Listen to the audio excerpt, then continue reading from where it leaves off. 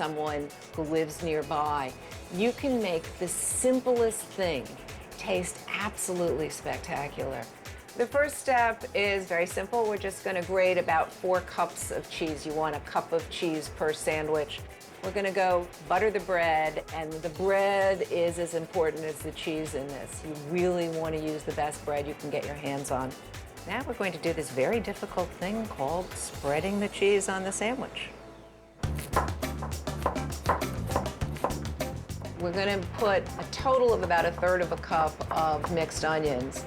Ordinary onion, a little bit of a shallot, some leek, and we're going to put in a little bit of garlic, and then finally some scallions. So you get a real depth of flavor from these different varieties of onions. Okay, so it's time to put them on the griddle. These are going to take from 5 to 8 minutes turning once. So after about 3 minutes, you want to turn them over. And they smell wonderful, and it's time to take them off. I first tasted this sandwich at the Borough Market in London, and I have to tell you, I really thought it was the most delicious thing I had ever eaten in my entire life. I'm very excited for this. This sandwich is the perfect example of how something really simple can become extraordinary when it's made with great locally sourced and handmade ingredients. And believe me, if you make this sandwich, your friends are going to love you.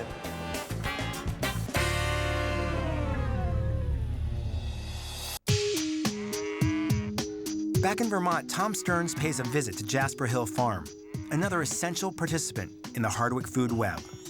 My name is Matteo Keeler. I'm the head cheesemaker at Jasper Hill Farm, and I manage the cellars at Jasper Hill with my brother Andy.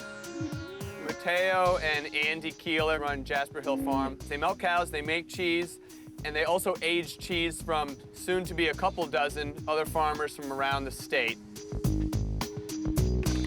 At Jasper Hill Farm, they not only make their own award-winning cheeses, but have built a state-of-the-art facility that works like a cheese bank. That's cool.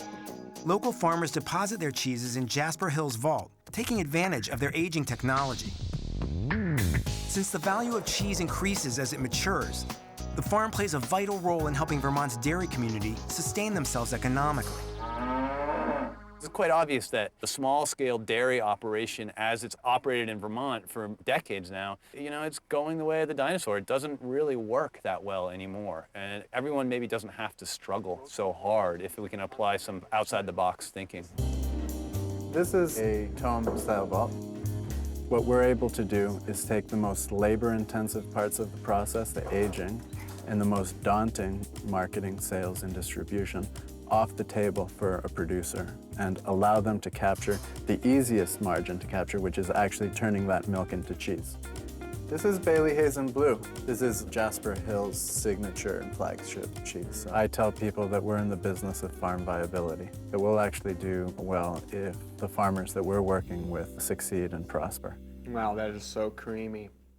These are cheese mites. Cheese mites are a part of any self-respecting cellar. Is this their poop, or? No, that's them, and they feed on the mold that grows on the rind of a natural rinded cheese. When they're done eating the mold, they actually start eating the cheese. So Matteo loves to kill by the trillion. We're doing battle. The group of farm-based businesses in our community are winning awards for the best cheese, the best seeds, the most socially responsible business. This cheese won Best of Show at the American Cheese Society, which is basically the equivalent of winning the World Series of cheese, and allowed us to persuade bankers to part with millions of dollars that enabled us to build this facility. Good job, little cheese. That's right. Some of these businesses are growing to employ 10, 20, even 30 people. That ends up being a pretty large base of employees, and that has a pretty big maximizing effect on the economy.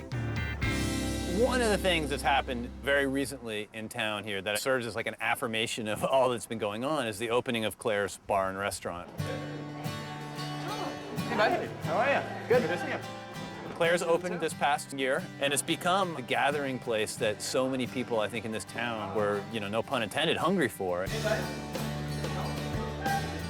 Yeah, thanks for It's not uncommon to walk into Claire's on any given night of the week and see 2 or 3 or 4 local food producers sitting there eating each other's food. Welcome to dinner. We're going to meet Annie from the Buffalo Mountain Co-op. 3 of the 4 owners of Claire's are joining us. Andrew Meyer from Vermont Soy Company. And we've got Andy and Mateo Keeler from Jasper Hill Farm. You go around and everybody's doing business with everybody else around the table. I mean, it's a complete web right here. The most exciting thing is that we're just like barely starting. This is extremely exciting. I mean, the world is paying attention to what's happening here. There's no pot in this pot. Oh yeah, we believe you now. Whether it's because of economic times, whether it's because of oil, whether it's because of a new administration, the timing is right for what we're doing. And we are working really hard so that this example can be something that helps others in their communities. The hard way. The hard way.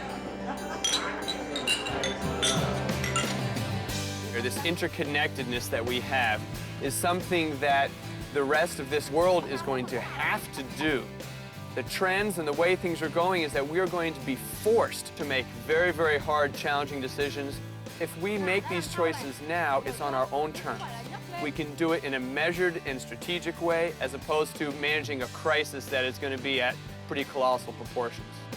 So if we can figure out how to be better stewards of this place, and through the food system is the best way to learn that, then I feel like we've got a much more hopeful future.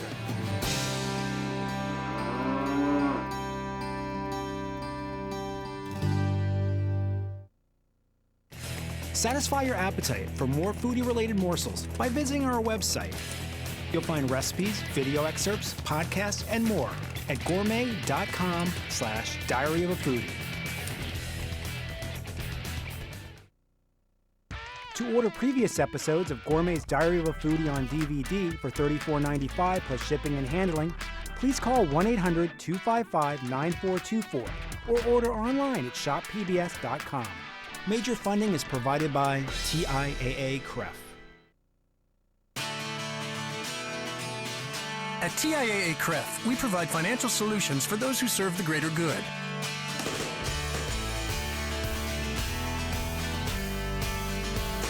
We offer objective advice, a commitment to consistent growth, and personalized service. We put our retirement expertise to work for you. 1-800-TIAA-CREF. TIAA CREF, financial services for the greater good. Is that workable?